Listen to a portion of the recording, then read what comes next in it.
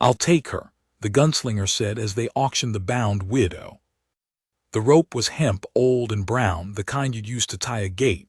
Not a man's wrists, not a woman's. I noticed that first.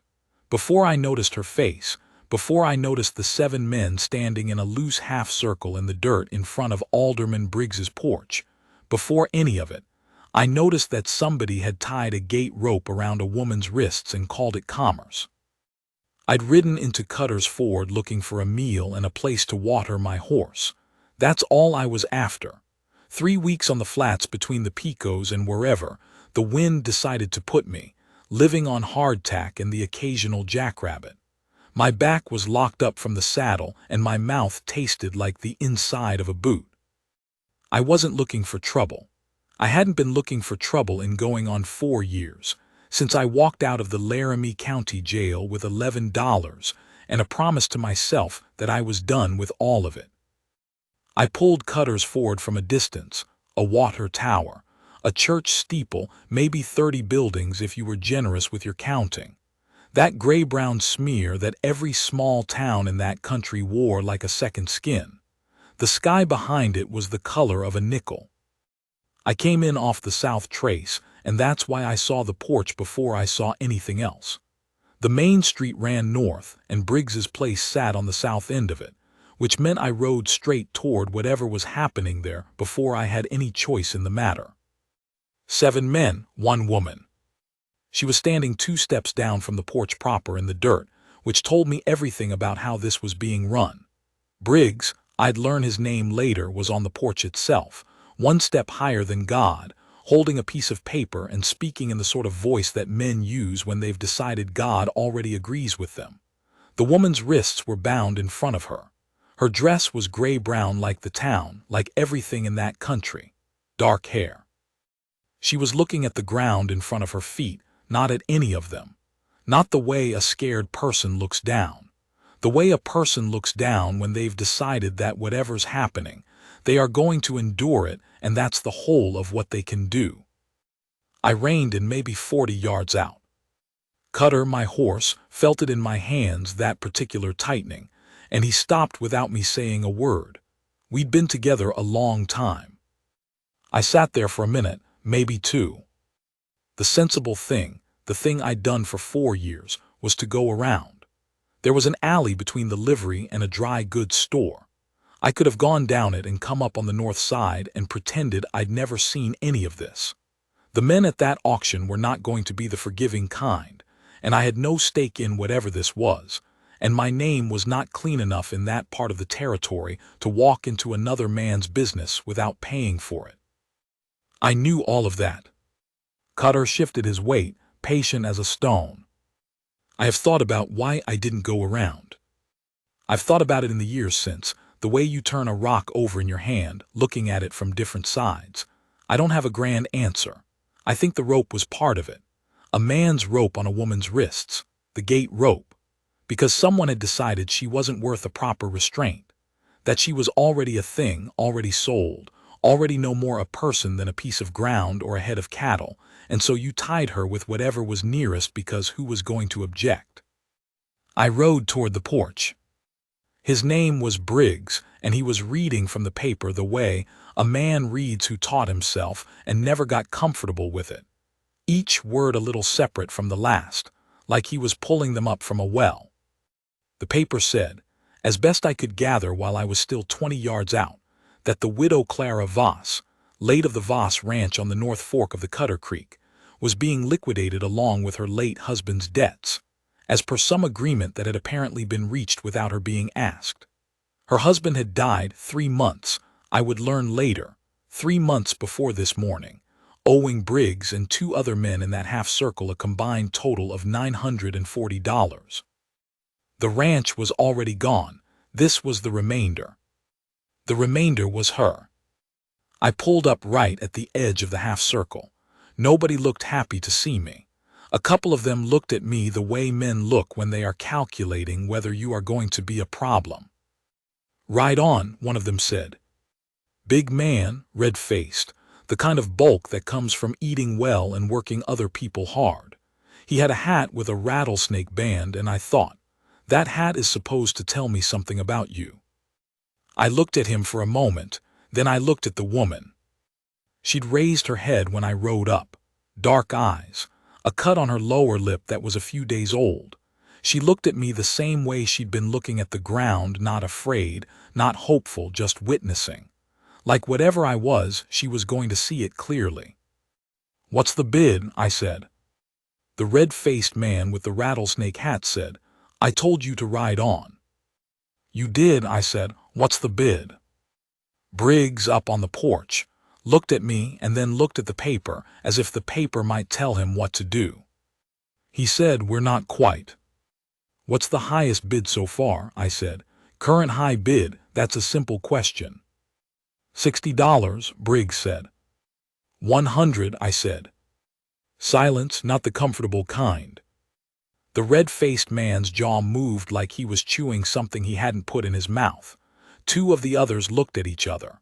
One, younger, thinner, the look of a man who'd follow whatever was loudest in the room, started to say something and then stopped. "I don't know you," said a third man, smaller, with a gray beard and the cold eyes of a bookkeeper. "Caleb Drum, I'd learn. The money behind Briggs. This isn't your business." "I just made it my business," I said. $100. "Do you want to count it, or do you want to keep arguing about whether I exist?" I had $114 in my left saddlebag. 4 years of careful work and careful spending, and that was what I had. I would have bet on it being enough. In a territory where cash money was still scarce enough that men used it carefully, $100 in a place like Cutter's Ford was more than most men at that auction could put their hands on in a morning. Nobody bid. They stared. Briggs rustled the paper. The red-faced man with the rattlesnake hat looked at Drum, and Drum looked at me, and something passed between him and Drum that I noted and filed away for later. "Sold," Briggs said. He said it quietly, like a man swallowing something he didn't want to swallow. I got down off Cutter. My back complained the whole way and I kept my face still about it.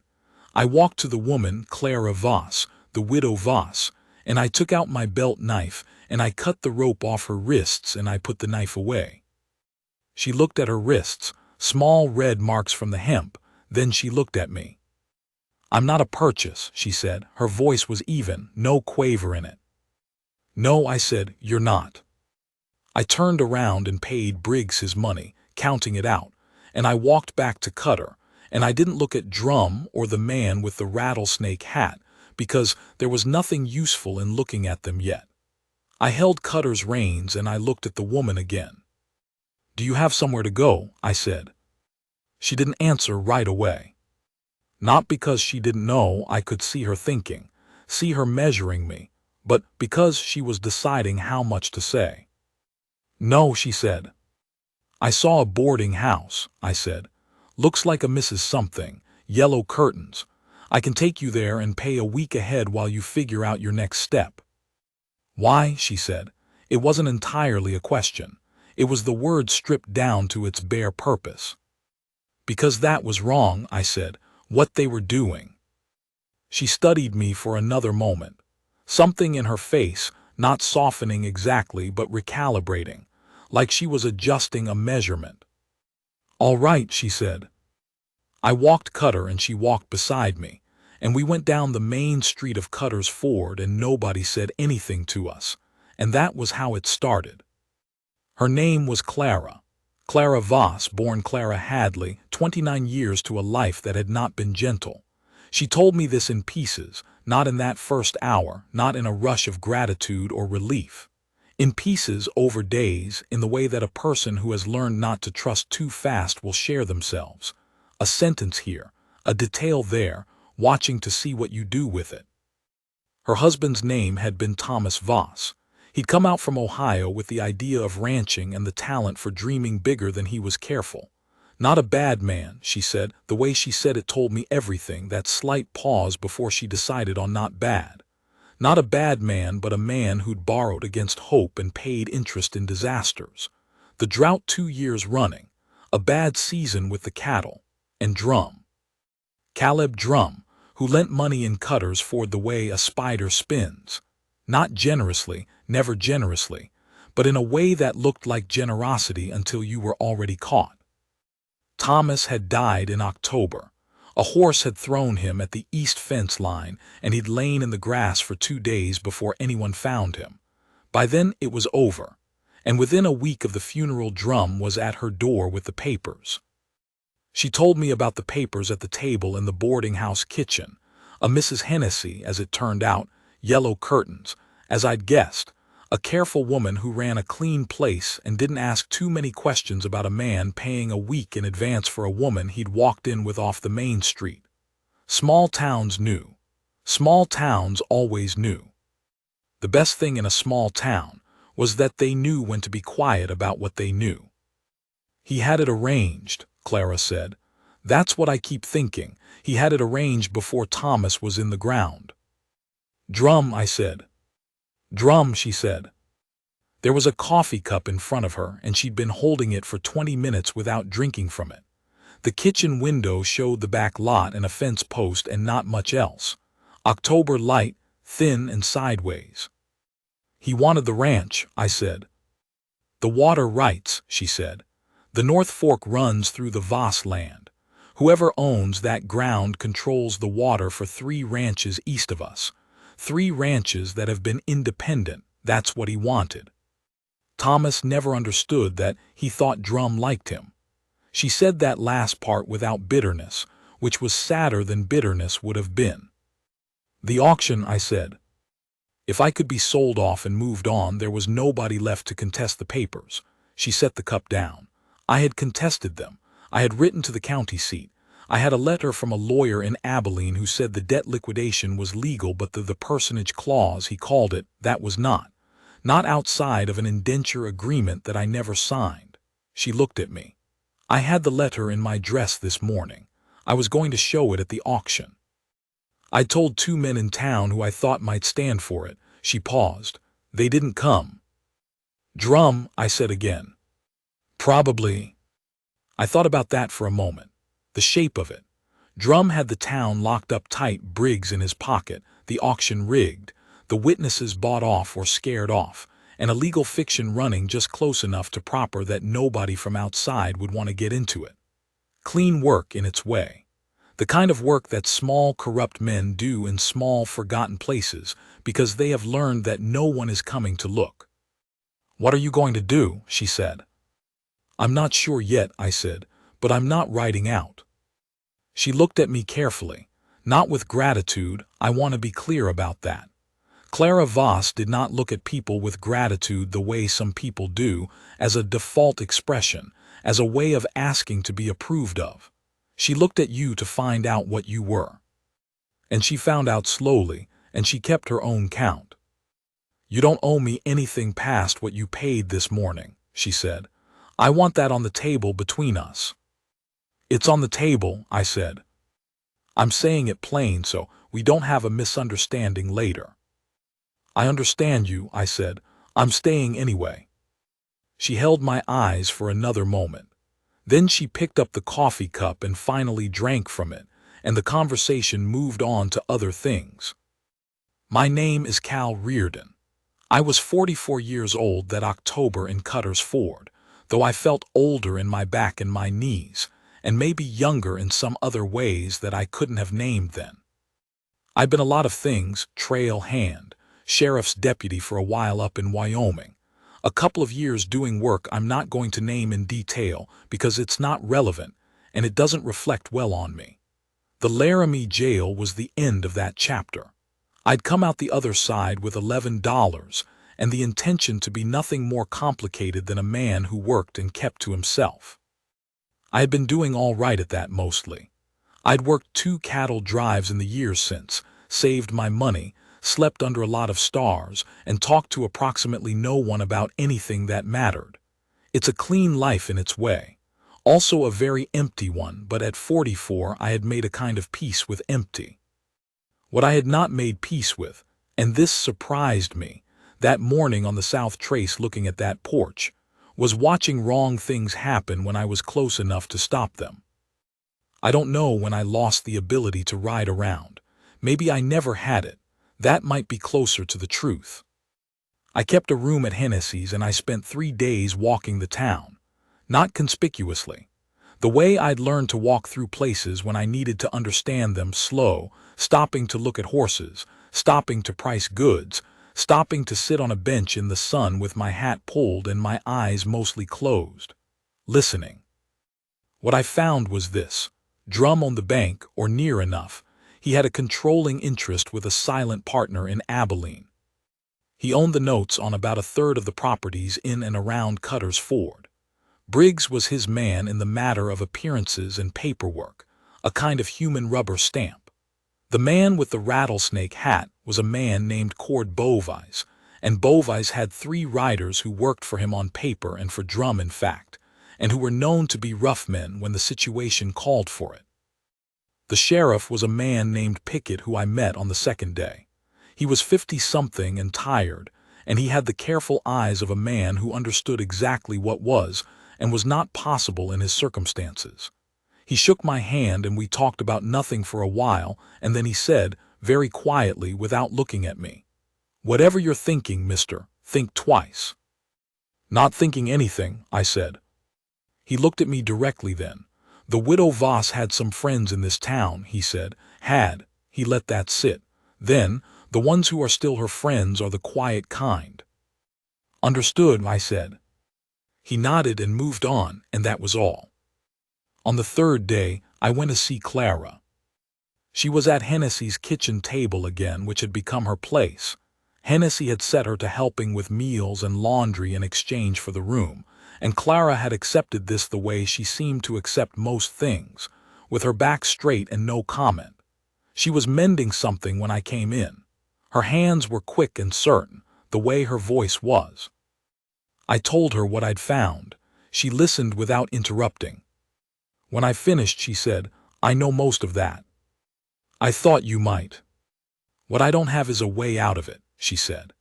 "The letter from the Abilene lawyer says the personage clause won't hold in a proper court, but I have to get to a proper court. And between here and there is Drum and Bovise, and the fact that I have no money and no horse and nobody willing to put their name to anything." "I have a little money left," I said. "I have a horse, and I'm willing to put my name to things." She stopped mending. She looked at me over the work in her hands, and this time there was something different in her face. Not soft, I don't want to use that word for Clara because it's not right, but some door, some internal door that she'd been holding shut, opened a crack. "Why?" she said again. Same word, same stripped-down question, but different this time. Last time it had been, "What are you after?" This time it was something closer to, "Who are you actually?" I thought about it honestly before I answered. "I spent 4 years staying out of things," I said, "and I got pretty good at it, and I don't think it made me into something I want to be." I paused. "Also, what they did was wrong. What they're doing is wrong, and you've got a case. You've got a letter from a real lawyer that says you're right. You just need somebody to get you there." She looked at me for a long moment. "You're not going to tell me anything about yourself," she said. "Not really." "I'll tell you what's relevant. What you did in Laramie County Jail," she said. That landed. I hadn't told her that. Small towns again. "I was deputy sheriff up in Wyoming," I said. "I had an arrangement with some men that I shouldn't have had. I spent 8 months in jail for it. When I came out, I swore I was done with arrangements." "Is this an arrangement?" she said. "No," I said. "This is just right and wrong." I looked at her. "The letters, you need to write 2 more. One to the county clerk in Abilene and one directly to the circuit judge. Tell them both exactly what happened and that you have the Abilene lawyer's letter as support and that you are requesting emergency relief from the liquidation order. Mail them tomorrow, and then we need to move." "Move," she said. "Bovise has been watching this boarding house," I said. "I've seen one of his men twice in 3 days. Drum knows the letters are a problem. He's going to move to make you unavailable again, and this time he won't do it with a rope in the main street in front of witnesses. He'll do it some other way." She absorbed this. She didn't go pale, didn't grip the mending tighter. She just absorbed it the way a careful person absorbs bad information, incorporated it, updated her picture. "Where would we go?" she said. "North Fork," I said. "Your ranch, or what was your ranch?" She looked at me like I might have lost my mind. "Drum has men there," she said. "Two," I said. "Watching it, not living in it. Squatters watching squatted land, which makes them nervous men. Nervous men are easier than settled men." I paused. "Also, you have a legal claim to that land until a court says otherwise.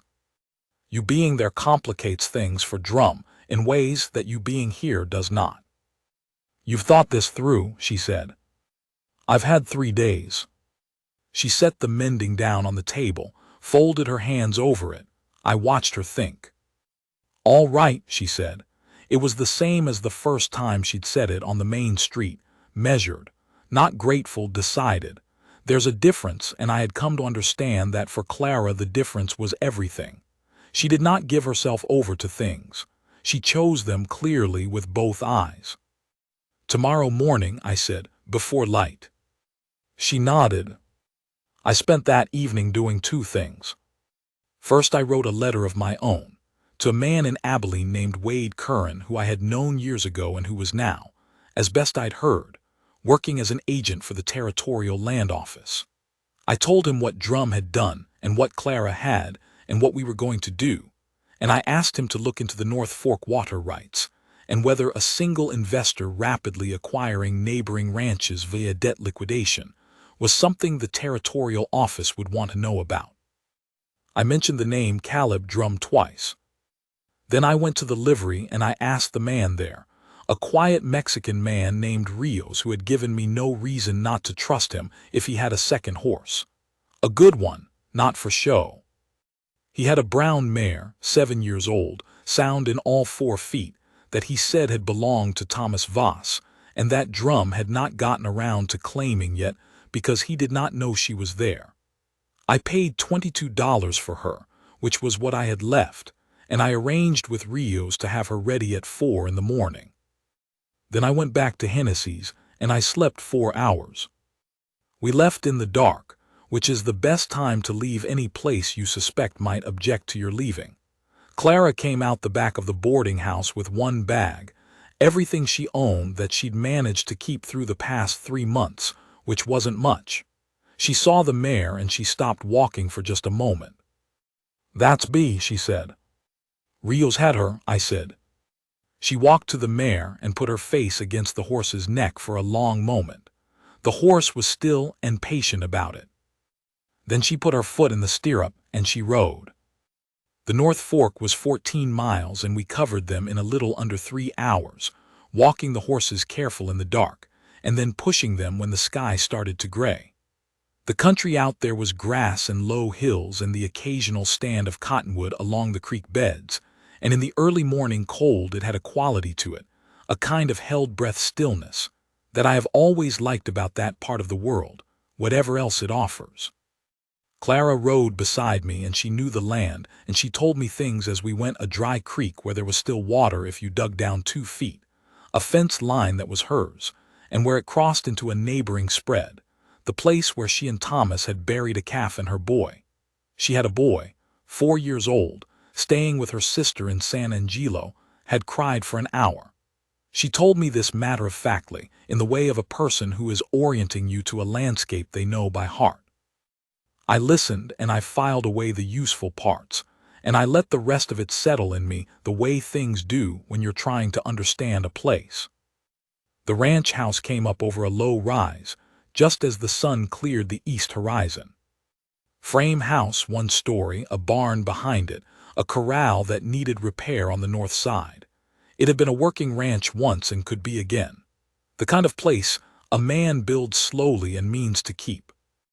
I saw one of Drum's watchers right away, a man sitting by the barn on an upturned bucket, watching us come. He stood up when he saw us and his hand went toward his hip. "Stay easy," I said to Clara. I walked Cutter forward at the same pace and I looked at the man the whole time. He was young, maybe 22, the look of someone who'd been told to watch a place and had not been told what to do if somebody actually showed up. I stopped 20 feet from him. "I'm going to tell you something," I said, "and I want you to hear it before you decide anything. The woman behind me is Clara Voss. This is her ranch. She has a lawyer's letter from Abilene saying her presence on this property is lawful and that the liquidation order on it is being contested in court. I have already written to the Territorial Land Office and to the circuit judge. There are now 2 letters in the mail about this property and about Caleb Drum." I paused. "You are sitting on a bucket in a legal dispute that is going to come out badly for Drum's side. I'm not asking you to fight anybody. I'm asking you to ride back into town and tell Drum that Clara Voss is home, and that if he wants to contest it, he should do it through a court of law." The young man looked at Clara. She looked back at him even. He picked up his bedroll from beside the bucket. He whistled for a horse that was tied around the back of the barn. He rode south without saying a word. Clara was quiet for a moment, then she said, "There were 2. The other one left about an hour ago," I said. "I saw a rider coming south when we were still 3 miles out." "You saw that and didn't say anything."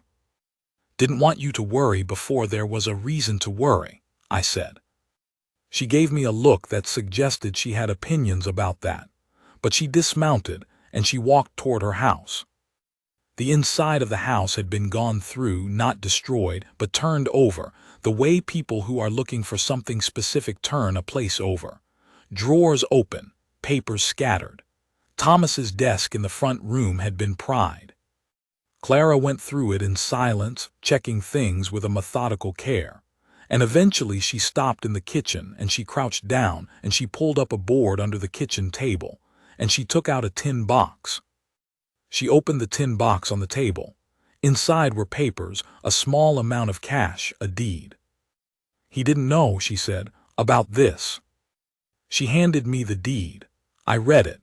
It was the deed to the North Fork water rights, the same rights Drum wanted, but it was registered in Clara's name, separately from the ranch deed, filed at the county clerk's office in Abilene 6 years ago, before Thomas had started borrowing. Before Drum. "Thomas did this," she said. "He told me once early on that if things ever went bad, I should look under the kitchen table." I forgot. Her voice was steady, but she was holding the box with both hands. I forgot. "This changes things," I said. "This means he can't have it," she said. "Not legally, not even with the ranch gone. The water rights are mine, free and clear." I looked at the deed again. The date was right, the registration number was there, and it listed a Hadley as a witness. Her family, I assumed, her maiden name. "Drum's going to know you have this," I said. "Either one of those men reported what he saw this morning or he already knew about the box. Either way, he'll know." "Then we need to get it to the county clerk," she said. "That letter you're writing today, you're adding this," I said. "The deed number, the registration, the date. I'll make a copy of the deed in my own hand as a backup. We send both letters with both copies today, by different routes." She looked at me, and that internal door I'd noticed before opened a little further. Something in her face, not relief, because Clara didn't do relief the way most people did, but a kind of recognition, like she was seeing something she'd suspected but hadn't confirmed yet. "You've done this kind of thing before," she said. "Not an accusation, an observation." "Some of it," I said. "What kind of man does this kind of thing?" she said. I thought about how to answer that. "The kind that got himself in enough trouble young enough to know how it works," I said.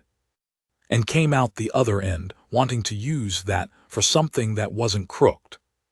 She was quiet for a moment. "I need to make coffee," she said.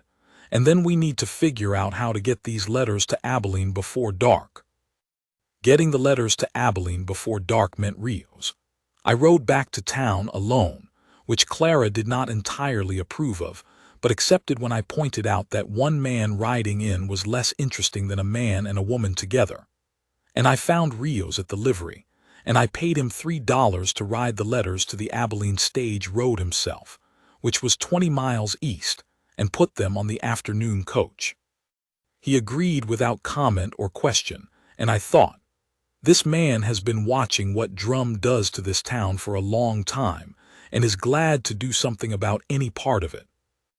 I also stopped at the general store and bought provisions, flour, salt pork, coffee, a few other things, because whatever came next we were going to be at the ranch and we were going to need to eat.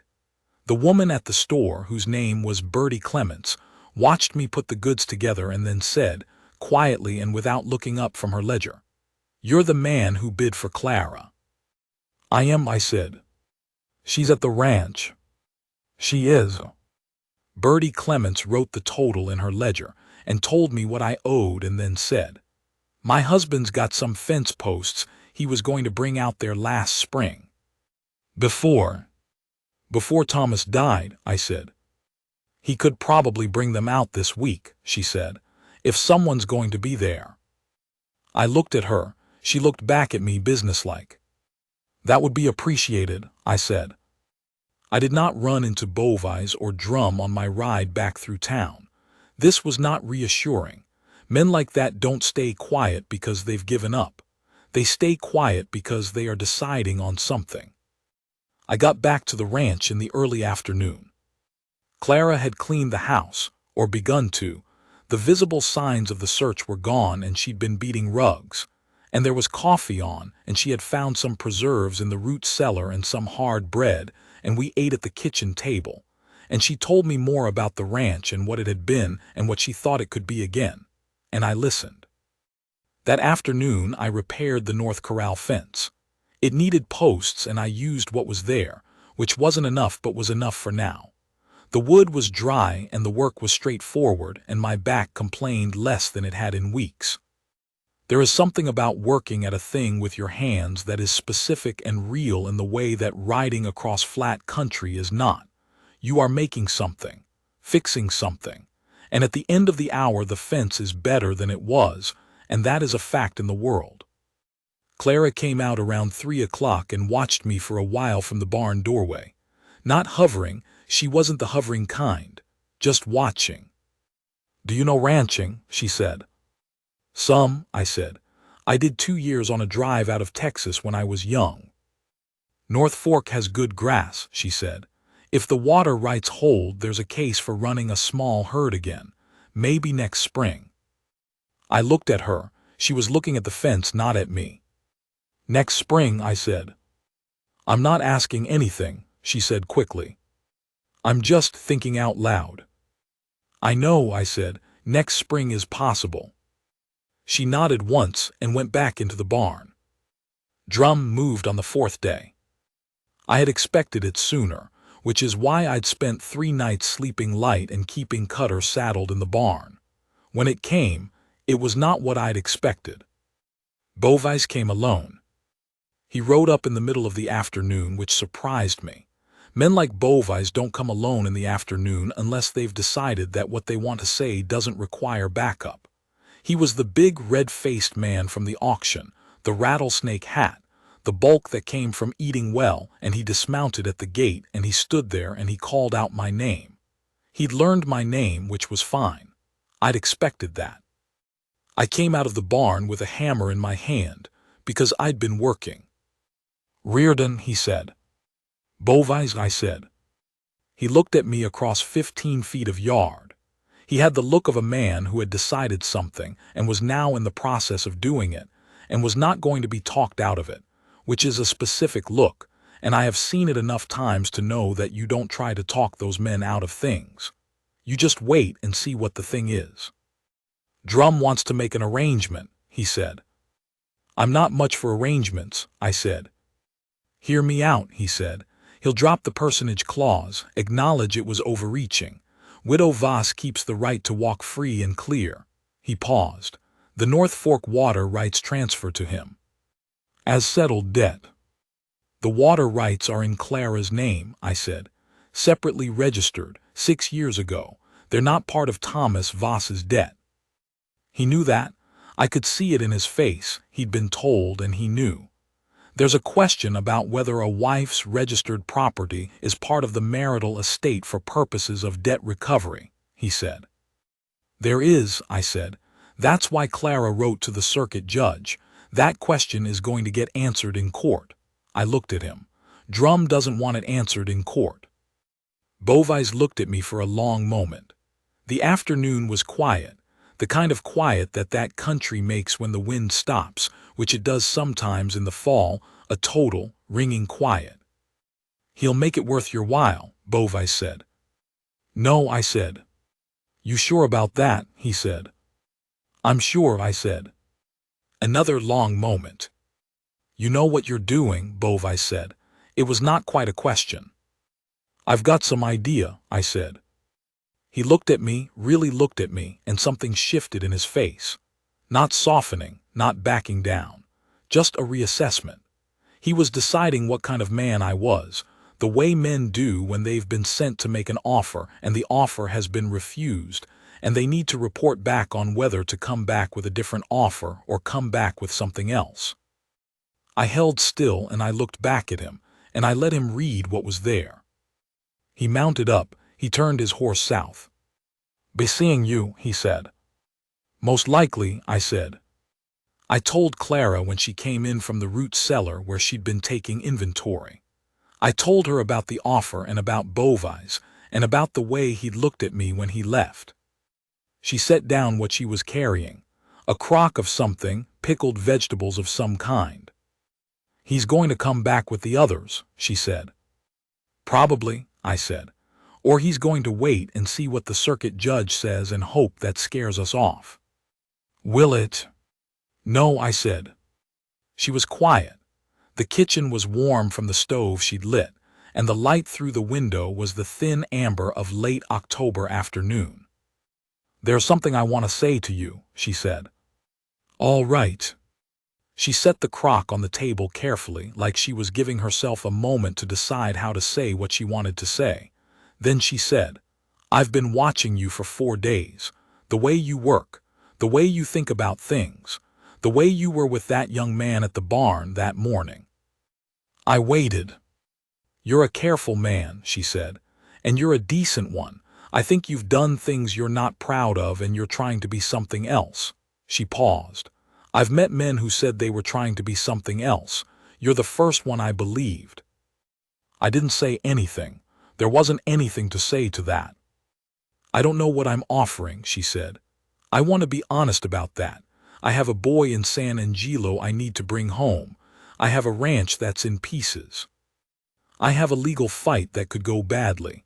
I don't know what the next year looks like, and I don't know what I have to offer a man who, she stopped, looked at the crock, then back at me.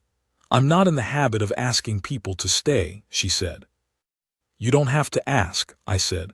I already told you I wasn't leaving. She looked at me with those dark eyes that saw things clearly. I know you did, she said. She exhaled once quietly. I'm saying it means something that I know. I moved to the table. I put my hand over her hand where it rested on the crock briefly, and she turned her hand and held mine for a moment, one moment, warm and still. And then she let go and straightened up and said we needed to talk about what provisions we still needed from town. And we did. We talked about provisions and other things, and the afternoon light moved across the kitchen floor and the stove stayed warm. The circuit judge's response arrived 17 days later, via the county clerk in Abilene, via a rider who came out to the ranch, specifically because Clara had given her address as the North Fork Voss Ranch, and it turned out that the clerk was a particular man who believed in the delivering of official documents to their proper destinations. The letter was 3 pages long, and the conclusion of it was that the personage clause in Briggs's auction was without legal standing, and that the separate registration of the water rights in Clara Hadley Voss's name predated any marital debt arrangement and was not subject to liquidation. Drum had 45 days to contest the ruling in a higher court, but the letter noted that the Territorial Land Office, Wade Curran's name was in there, which meant my letter had done something, had opened a parallel inquiry into land acquisition practices in that county, and that any contest of the ruling would be conducted under increased scrutiny. Clara read the letter twice. She set it on the kitchen table. I said nothing. There are moments that don't need commentary. She picked it up and read part of it again, a specific paragraph, the one about the water rights. "It's mine," she said. "It's yours," I said. She set it down again. She was very still for a moment.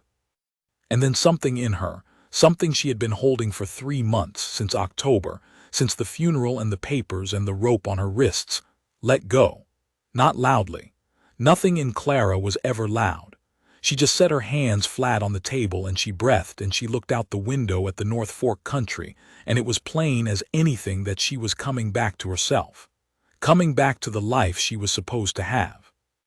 I had a cup of coffee in my hand that I'd forgotten about, and I just sat there and watched her, and it was one of the best things I have ever seen. Drum contested, as I'd expected. He had the right to 45 days and he used them.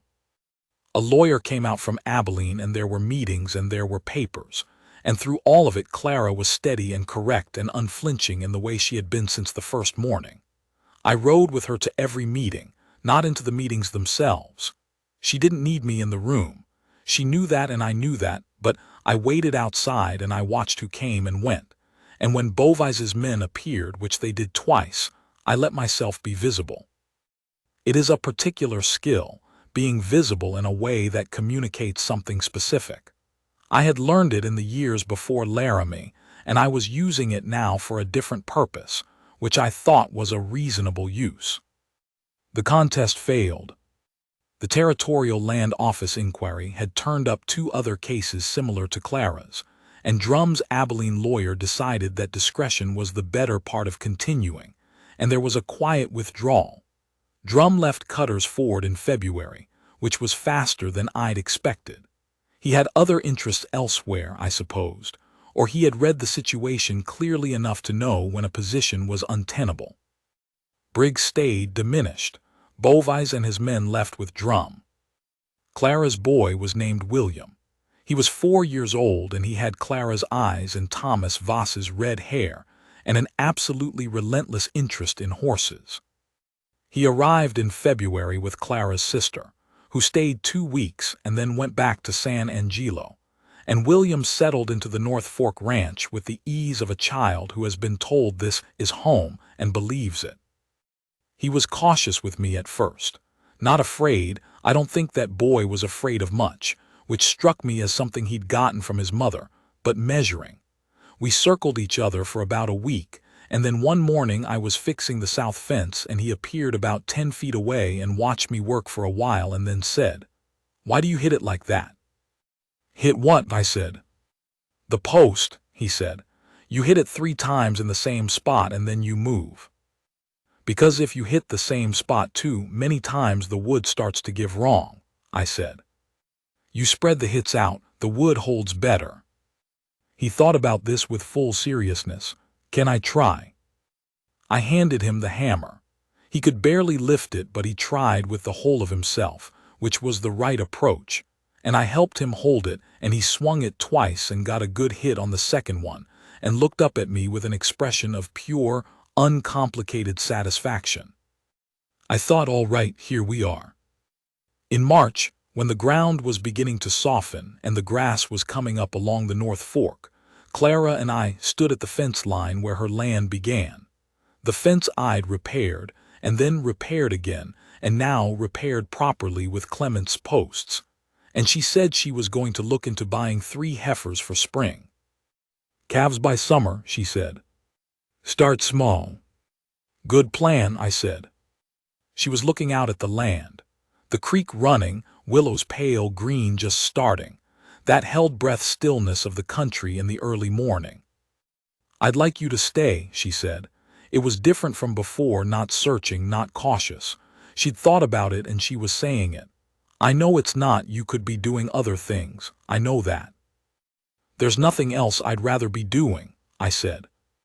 She turned and looked at me, those dark eyes that didn't miss anything, and something in them was warm and quiet and decided.